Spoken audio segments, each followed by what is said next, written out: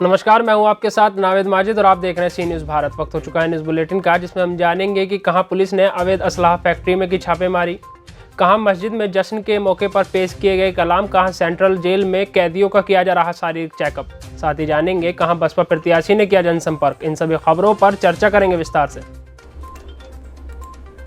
Banda police ने अवैध असलाह factory में छापेमारी करते हुए 31 असलहों के साथ 4 लोगों को मौके से गिरफ्तार कर लिया है। पकड़े गए आरोपी लंबे समय से अवैध असलाह बनाने का काम कर रहे थे और सप्लाई करने का काम करते थे। मुखबिर की सूचना के बाद एसओजी टीम ने तिंदवारी पुलिस के साथ छापेमारी करते हुए भारी मात्रा में असलाह कारतूस बरामद कर लिए हैं और एसपी ने प्रेस वार्ता करते हुए पूरे घटनाक्रम का खुलासा कर दिया है। ये किस तरह का खुलासा है सर? क्या ये जनपद बांदा में चल रहे ऑपरेशन क्लीन के तहत आज हम लोगों ने बड़ा गहन का खुलासा किया है कि भारी मात्रा में अवैध शस्त्रों का व्यापार करता था, उसे बनाता था और उसे बेचता था। इस गैंग में 4 लोग हैं जो पहले सभी लोग इस तरह की अवैध तमंचे की फैक्ट्रियों को संचालित करने के जुर्म में जेल जा चुके हैं। दर्जनों मुकदमे हैं इन पर और आज टोटल 31 तमंचे, इसमें से कि 24 जो हैं वो निर्मित हैं पूरी तरीके से और बाकी जो 7 हैं वो अर्धनिर्मित अवस्था में हैं। वो 315 बोर के हैं सभी तमंचे, उनको हम लोगों ने बरामद किया है और इस चीज़ की हम लोग जांच कर रहे हैं कि इतने बड़े पैमाने पर ये बना रहे थे तो किसको बेच रहे थे, कैसे, किसी को अब तक पता नहीं चल रहा। इन सब चीज़ों की जांच हो रही है और आगामी आने वाले विधानसभा चुनाव के दृष्टिगत क्या इसकी जो है डिमांड बढ़ गई थी, इसलिए इतने सप्लाई हो रहे थे, बन रहे थे। इन सभी पहलुओं पर हम जाँच करेंगे। इस तरीके से बड़ी सीजर है यहाँ पर बांदा पुलिस। सर, इनकी खपत कहाँ? बांदा से सीनियर संवाददाता कासिद अली सिद्दीकी की रिपोर्ट। बिहार दरभंगा माध्यमिक शिक्षा और साक्षरता डीओपी विजय चंद्र भगत ने महादलित, दलित और अल्पसंख्यक अति पिछड़ा अक्षर आंचल योजना के अंतर्गत बुनियादी साक्षरता परीक्षा 20 फरवरी को ही लेने का बड़ा खुलासा किया और कहा कि पुख्ता तैयारी कर ली गई है। देखिए ये पूरा मामला। बिहार दरभंगा माध्यमिक शिक्षा और साक्षरता डीओपी विजय चंद्र भगत से मैं बात कर रहा हूँ। सर, शिविर में आपका स्वागत है। Thank you. 20 फरवरी से किस तरह की परीक्षा होने वाली है और उसकी किस तरह की तैयारी की गई है? बुनियादी साक्षरता परीक्षा 20 जनवरी को होनी है, जिसके लिए 746 केंद्र है जहाँ पर शिक्षित महिला काफ़ी साक्षर होने का काम किया जाता है। वैसे महिलाओं को 166 संकुल पर हम लोग परीक्षा की तैयारी किए हैं और इसके लिए जिला स्तर पर एक साक्षरता कला नियंत्रण कक्ष बनाया गया है, जिसके नोडल पदाधिकारी नियुक्त किए गए हैं और सारी तैयारी कर ली गई है। उससे संबंधित जो भी प्रश्न परीक्षा का कॉपी है सबको केंद्र पर ऑफलाइन परीक्षा लिया जाएगा? हाँ, ऑफलाइन परीक्षा लिया जाएगा। तो कितने पाली में ली जाएगी? पाली है 10 से 4 है और एक है 1 से 5। 2 पाली में किसी तरह की कठिनाई का भी सामना भी करना पड़ रहा है? नहीं, कोई करना, पूरी तैयारी है और हमारे जो भी शिक्षा सेवक है, तालीम वर्कर है, वो सब का KRP है, उसका भी सहयोग लिया जा रहा है और पूरे हम लोग तैयार हैं। लगभग कितने बच्चे भाग लेंगे इसमें? 15 से 45 वर्ष की महिला है जो 14,920 भाग लेंगे। शिक्षा से तालीम वर्कर साक्षरता। बिहार से सीनियर संवाददाता राहुल कुमार सिंह की रिपोर्ट।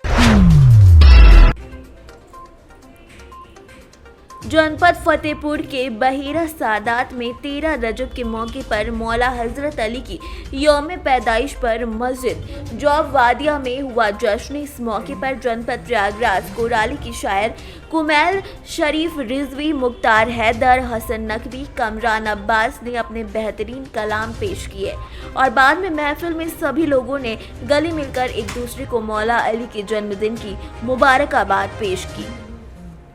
फतेहपुर से सीनियर संवाददाता शहनशाह आबदी की रिपोर्ट।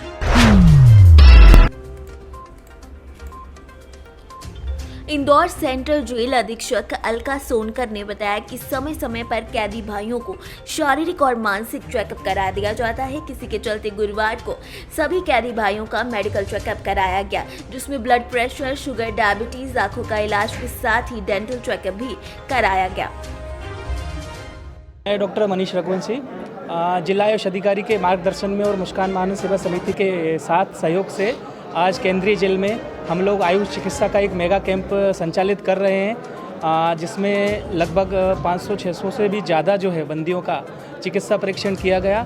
और उसमें मेरे द्वारा डॉक्टर शीतल सोलंकी, डॉक्टर अंकिता, डॉक्टर अनिता खलको और हमारे सहपाठियों द्वारा इसमें समस्त बंदियों को जो है आयुष चिकित्सा पद्धति का उपचार किया जा रहा है, परीक्षण किया जा रहा है और निःशुल्क दवाई का वितरण किया जा रहा है। आपका परिचय? मैं डॉक्टर मनीष रघुवंशी हूँ, होम्योपैथिक चिकित्सा अधिकारी हूँ जिला इंदौर में।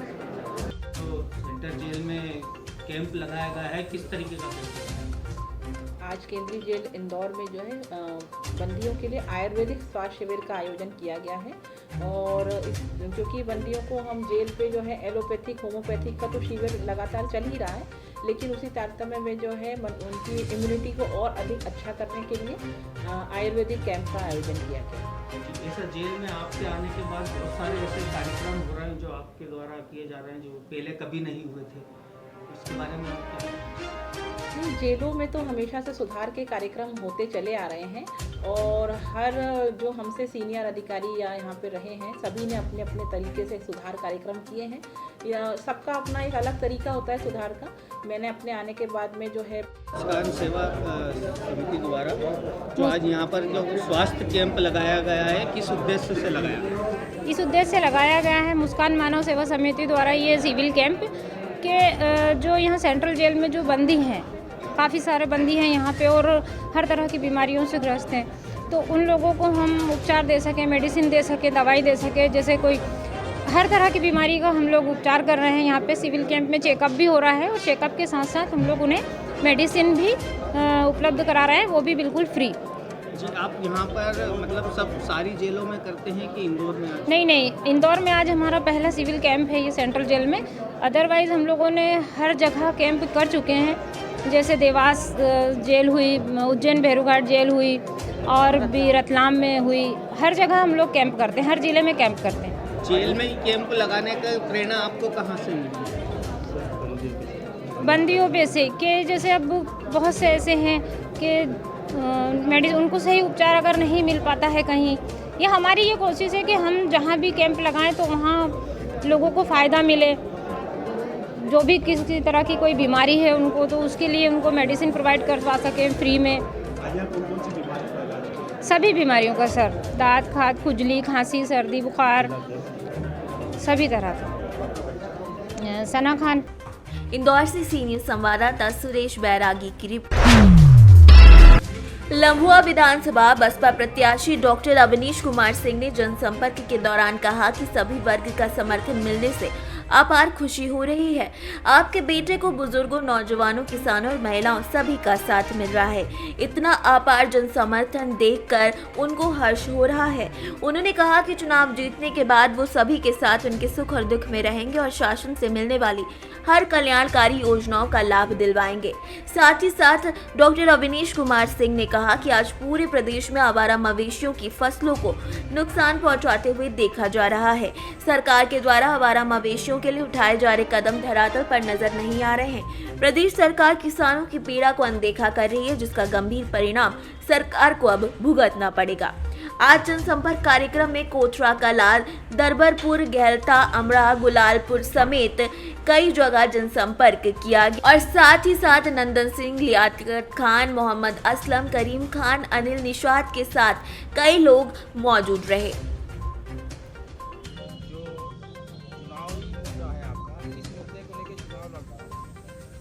हमारा नहीं, न हमारा हिंदू मुस्लिम का कोई मुद्दा रहा है न रहेगा। हमारा मुद्दा विकास है, जन समस्या है, किसानों की समस्या है, युवाओं की समस्या है। इन्हीं मुद्दों को लेकर के हम चुनाव मैदान में हैं और लोगों के बीच में जा रहे हैं।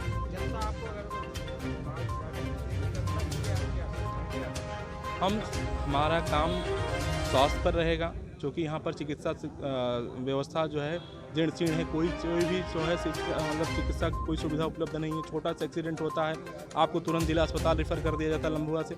आप लास्ट चुनाव में अगर किसी बच्चे का एक्सीडेंट होता है, किसी आदमी का एक्सीडेंट होता है तो उसे सीधा जो है जिला अस्पताल रेफर कर दिया जाता है। लम्बुआ में कोई डॉक्टर ठीक से नहीं काम कर रहा है। लम्बू सुल्तानपुर से भी सीधा मेडिकल कॉलेज आपको भेज दिया जाता है।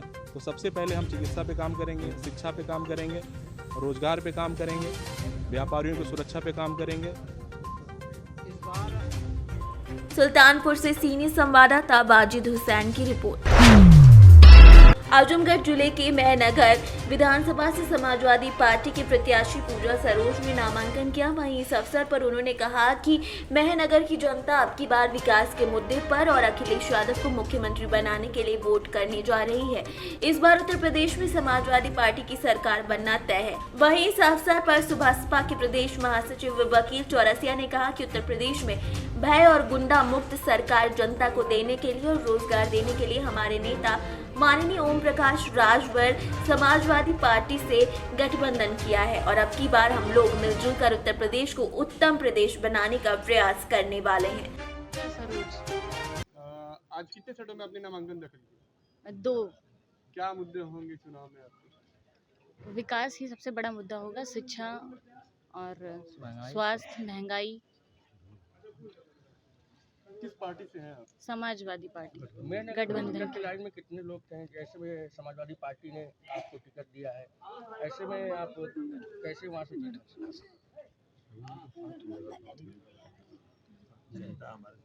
जनता हमारे साथ है। गठबंधन के प्रत्याशी को वो जरूर चुनेंगे। प्रदेश महासचिव और माननीय ओम प्रकाश राजभर जी के हम जब मंत्री थे, मैं प्रतिनिधि भी था। और ये चुनाव लड़ेंगे तो आप उनके साथ देखिए, मैं सबसे पहले माननीय ओम प्रकाश राजभर जी, सुहेलदेव भारतीय समाज पार्टी राष्ट्रीय अध्यक्ष और समाजवादी पार्टी के राष्ट्रीय अध्यक्ष माननीय अखिलेश यादव जी को बधाई देता हूं कि आप दोनों लोग मिल करके माननीय पूजा जी पर विश्वास जताया है। और ये जान लीजिए कि मेहनगर की जनता इनको रिकॉर्ड मतों से चुनाव जिताएगी और जो विरोधी हैं उनकी जमानत भी नहीं बचेगी पूजा सरोज के आगे। ये जान लीजिए, ये स्थिति है क्षेत्र में। देखिए साथी, उसकी मैं घोर निंदा करता हूं और जितनी भी निंदा की जाए साथी, मैं आपसे बता दूं कि मैं मौके पर था। माननीय राष्ट्रीय अध्यक्ष जी के जब ऊपर हमला हुआ तो मैं वहां खुद मौजूद था और जब हमको सूचना बाहर मिली तो मैं उनको अंदर भी फ़ोन किया, फोर्स भी आई, लेकिन उनके साथ ये फोर्स के लोग भी नाइंसाफ़ी किए। हम लोग सूचना दिए कि आप लोग वहाँ पहुँच करके इस तरह की बात वहाँ होने वाली है, उसके बाद भी लोगों ने ध्यान नहीं दिया। मैं लग रहा है कि किसी सरकार के इशारे पर उन लोगों ने काम किया और उनके साथ जो बदसलूकी हुई है साथी, ये उनके ही साथ नहीं, पिछड़ों के साथ हुई है, दलितों के साथ हुई है, वंचितों के साथ हुई है, जिनके हक की लड़ाई माननीय प्रकाश राजभर जी लड़ रहे हैं, अखिलेश जी लड़ रहे हैं। ओम प्रकाश राजभर के, अरविंद राजभर के ऊपर हमला नहीं हुआ, यह हमला दलितों के ऊपर हुआ है, पिछड़ों के ऊपर हुआ है, दलितों के ऊपर हुआ है, जिनकी लड़ाई लड़ते हैं। भाई मैं तो था, भाई मैं तो कह रहा हूँ आपसे कि मैं सीधे वहाँ मौजूद था। मैं आपसे साथी बता दूं कि नाटक नहीं, जिस तरह से उनके ऊपर हमला हुआ, जिस तरह से गिरवान पकड़ा गया, मैं तो गवाह हूँ। मैं वहाँ था, मैं था, अंदर तक गया था साथी। आजमगढ़ से सीनियर संवाददाता अबूशाद अहमद की रिपोर्ट। खनिज विभाग के द्वारा बिना रॉयल्टी के अवैध खनिज करते हुए ट्रैक्टर और डंपर को जब्त कर लिया गया है। दतिया कलेक्टर संजय कुमार के निर्देशानुसार खनिज विभाग अधिकारी आर के पटेल के मार्गदर्शन में अवैध गिट्टी लेकर ले जा रहे डंपर और ट्रैक्टर को जब्त कर लिया गया है। खनिज विभाग के द्वारा दोनों वाहनों को कलेक्ट्रेट परिसर में रखकर कार्यवाही की जा रही है। अवैध गिट्टी ले जा रहा ट्रैक्टर को लाद कर थाना प्रभारी नंदिनी शर्मा की कस्टडी में थाने में रखा गया है और कार्यवाही की जा रही है। कलेक्टर महोदय के निर्देशानुसार विभाग द्वारा सतत रूप से अवैध उत्खनन परिवहन रोकने के लिए कार्रवाई की जाती है।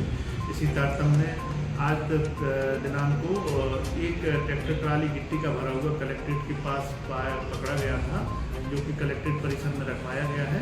और एक हाईवा रेलवे कंपनी में काम कर रहा था, जो मिट्टी भरा हुआ था जिसमें, और वो भी बिना रॉयल्टी के था, उसको भी कलेक्ट्रेट परिसर में रखाया गया है। एवं एक ट्रैक्टर ट्राली गिट्टी का, जो कि बिना अभिवाहन पास के लाज थाने में जब्त करके रखाया गया है। इन तीनों वाहनों पर गौण खनिज नियम के तहत जुर्माना और दंड प्रस्तावित किया जाकर कलेक्टर न्यायालय भेजे गए हैं। दतिया से सीनियर संवाददाता नितिन दांतरे की रिपोर्ट। शेरघाटी अनुमंडल में 9 परीक्षा केंद्रों पर गणित विषय की परीक्षा कदाचार मुक्त संपन्न हो गई। कदाचार मुक्त परीक्षा को लेकर शेरघाटी पुलिस काफी मुस्तैद नजर आई। शेरघाटी में 9 केंद्रों पर कुल 12,000 विद्यार्थियों ने परीक्षा में भाग लिया।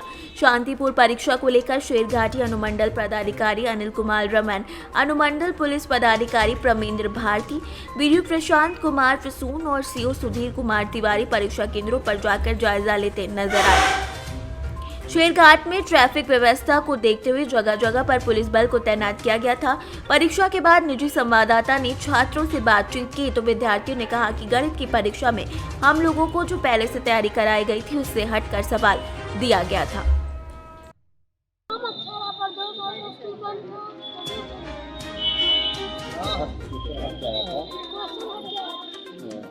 एकदम जो तुम लोग तैयारी की थी उससे हट गया था। क्या नाम हुआ तुम्हारा? बिहार से सीनियर संवाददाता अशोक शर्मा की रिपोर्ट। प्रयागराज के अंतर्गत कोराव विधानसभा का क्षेत्रीय कार्यालय का लाल तारा में उद्घाटन किया गया, जिसके मुख्य अतिथि गंगा प्रसाद मिश्र ब्लॉक प्रमुख प्रतिनिधि मेजर रहे और गंगा प्रसाद मिश्र ने फीता काटकर कार्यालय का उद्घाटन किया, जिसमें सैकड़ों कार्यकर्ता मौजूद रहे। कार्यालय के प्रभारी मुन्ना सिंह, पूर्व प्रधान सिलौदी और सह प्रभारी सूरज केसरी नियुक्त हुए। इस अवसर पर ब्लॉक प्रमुख प्रतिनिधि गंगा प्रसाद मिश्र ने कहा कि हमारी सरकार फिर से आ रही है, क्योंकि हमने क्षेत्र की जनता के लिए काम किया है, गरीबों को अन्न दिया है, शौचालय दिया है, आवास दिया है। इन सभी मुद्दों को लेकर हम जनता के बीच में जा रहे हैं और जनता का आशीर्वाद हमें प्राप्त हो रहा है। सर, जैसा कि अभी कोराव विधानसभा क्षेत्र के जो है लालतारा में क्षेत्रीय कार्यालय का आपने उद्घाटन किया और चुनाव की जो है तैयारी में आप बिल्कुल जुटे हुए हैं, मेजा ब्लॉक प्रमुख प्रतिनिधि हैं, तो किन मुद्दों को लेकर के क्षेत्र की जनता के बीच में आप जा रहे हैं? भारतीय जनता पार्टी का मेन जो मुद्दा है वो विकास का मुद्दा है। घर घर का विकास, गांव का विकास, जो सरकार की सोच है, निचले स्तर तक की जो सोच है सरकार की, उसी विकास के मुद्दे पर चुनाव लड़ा जा रहा है। पूरा देश भगवामय है और ये जमुना पार की धरती है, कोराव विधानसभा क्षेत्र में आता है। यह पिछड़ा क्षेत्र है, लेकिन 5 साल से जब से भाजपा की गवर्नमेंट काम कर रही है, लोग बड़ी आशा की नज़र से देख रहे हैं और फिर से भारतीय जनता पार्टी की सरकार बना के अपने गाँव को क्षेत्र का विकास कर रहे हैं, काम कर रहे हैं।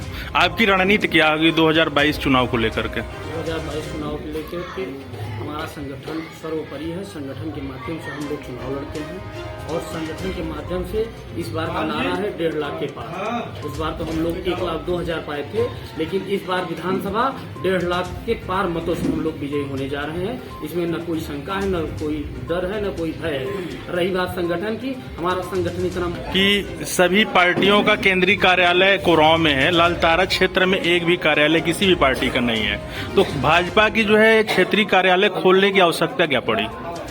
इसलिए कि हमारे पूरे कोराव विधानसभा का ये एक केंद्र रहा है लालतारा बाजार।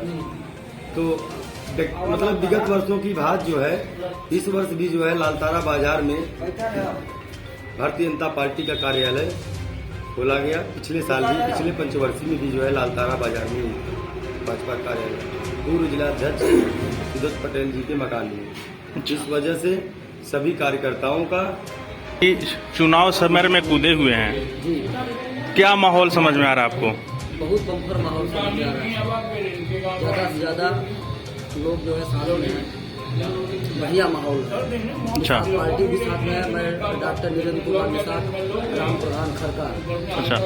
मैं जिस दिन से विधायक जी का टिकट क्लियर हुआ है उस दिन से पूरे क्षेत्र में घूम रहा हूँ और अपने समाज में ज़्यादातर 95% लोग बीजेपी के साथ में बड़ी जी पूरा से विधायक बनने जा रहे हैं। ऐसा तो नहीं निषादों में जो कुछ नाराजगी, आरक्षण नहीं तो वोट नहीं, कुछ इस तरह के विपक्ष वाले जो है बोल रहे हैं, तो ऐसा कुछ है क्या? नहीं सर, ऐसी प्रयागराज से सीनियर संवाददाता रणधीर सिंह की रिपोर्ट। सुल्तानपुर भारतीय जनता पार्टी के 190 लम्बुआ विधानसभा प्रत्याशी बनाए जाने के बाद सीताराम वर्मा लगातार क्षेत्र में सक्रिय रूप से चुनाव प्रचार में जुटे हुए हैं, जिसमें बृहस्पतिवार यानी आज लम्बुआ में एक निजी मैरिज लॉन में वैश्य समाज की बैठक में पहुंचे, जहां पर उन्होंने पत्रकारों से बातचीत के दौरान कहा कि जो अपने आप को बाहुबली समझ रहे हैं, मैं उसी से लड़ने आया हूं। मैं सज्जन भला जरूर हूं, लेकिन संघर्ष में पीछे नहीं रहता। लम्बुआ के विकास के लिए तीर्थ स्थल, धार्मिक स्थल का विकास करने का प्रयास किया जाएगा। आमजन की सुविधाओं के लिए सभी प्रकार का विकास किया जाएगा। कार्यक्रम में प्रमुख रूप से ब्लॉक प्रमुख डॉक्टर कुंवर बहादुर सिंह, वरिष्ठ समाज सेवी अवनीश सिंह, अंगद, मधु अग्रहरि लोग मौजूद रहे। उसी से मैं लड़ने आया हूँ, जो अगले माफिया लगा तो मैं उसी से लड़ने के लिए बार बार क्यों आ रहा हूँ? बाहुबली से उसी से लड़ने के लिए मैं आ रहा हूँ। सोच लीजिए आप, मैं सज्जन भला जरूर हूँ, लेकिन संघर्ष में कहीं पीछे नहीं हटता। लम्बुआ की योजनाएं क्या लेके आए हैं? देखिए, लम्बुआ के विकास के लिए अनेक योजनाएं हैं। पहले ये हमारा तीर्थ स्थल है, तमाम धार्मिक स्थल पूरा इसका विकास किया जाएगा।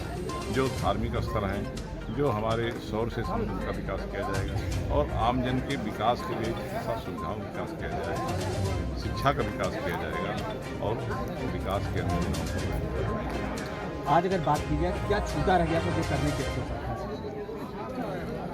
देखिए, विकास में सबसे मुख्यतः मनुष्य का विकास, जिसमें मेडिकल सुविधाओं और शिक्षा विकास, इसके बाद बिजली, सड़क और जल, इसका विकास होना चाहिए।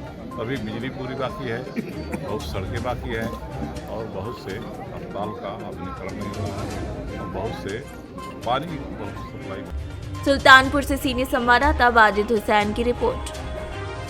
फिलहाल के लिए इस न्यूज़ बुलेटिन में इतना ही। देश और दुनिया के तमाम खबरों के लिए देखते रहिए सी न्यूज़ भारत।